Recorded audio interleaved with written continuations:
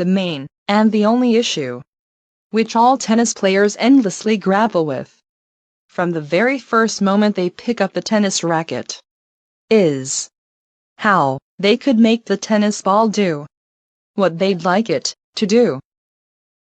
To attain this control, one should really study the ball and try to learn as much as it's possible about ball's behavior under different circumstances. Not to take someone's word for it, but to see it with their own two eyes. Because managing the ball is difficult enough as it is, without complicating the matter any further by relying on some ludicrous and ignorant assumptions which have no basis in physical reality. So, in this simple experiment, all the people who were questioned prior to conducting it were absolutely sure and predicted that the ball, which is fired at 40 miles per hour into a tennis racket, which is standing upright on the butt of its handle, unsupported and unrestrained in any way, will simply knock it over and will keep on going in its original direction. Oh boy, were they all wrong.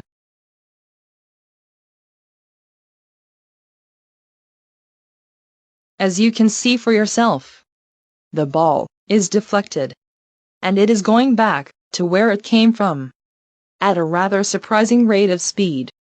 Based on the obvious and undeniable results of such basic experiment, very far-reaching and very useful conclusions could be drawn. Some of them are very much concerning the volleys. First, in order to send the ball back over the net, the racket does not have to be actively striking the ball. It can be simply placed in the path of the ball, and the ball will be comfortably deflected back. Second, the racket doesn't even have to be held in the player's hand. It can literally be left unattended, or be simply tossed into the ball's path, and still, the ball will be deflected. And third, the direction and the trajectory of the deflected balls will depend only on the angle at which the string surface of the racket is positioned in relation to the incoming ball.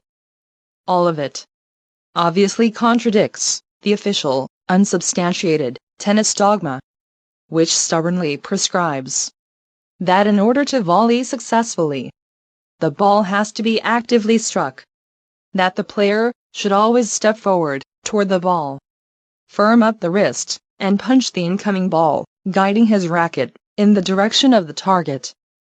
But at the same time, it would explain how the masters of the volley are getting it done. What they do begins to make sense. They never go after the incoming ball or aggressively rush toward it. As a rule, they simply step sideways and deflect the ball back by placing the racket in its path and directing it by varying the angle of the racket's face. A chop-like action which these players perform is mistaken for a forward ball punching action. It is not. This movement is not at all about punching the ball. What it does, it stabilizes and reinforces the racket while taking advantage of the basic physical phenomenon, which will have to be explained. If you look closely, you will see that this action is not at all directed toward the target, but it moves the racket down, almost vertically, past the ball, in a glancing fashion. These chopping actions are not there to direct the ball.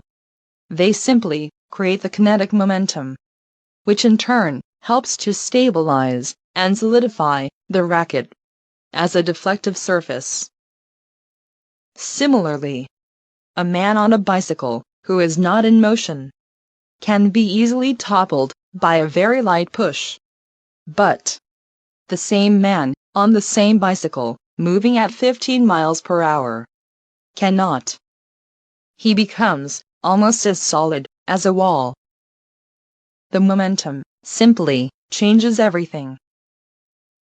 As we have seen, the racket, which is left completely unattended and stationary, is capable by itself to deflect the ball at almost half of its incoming speed.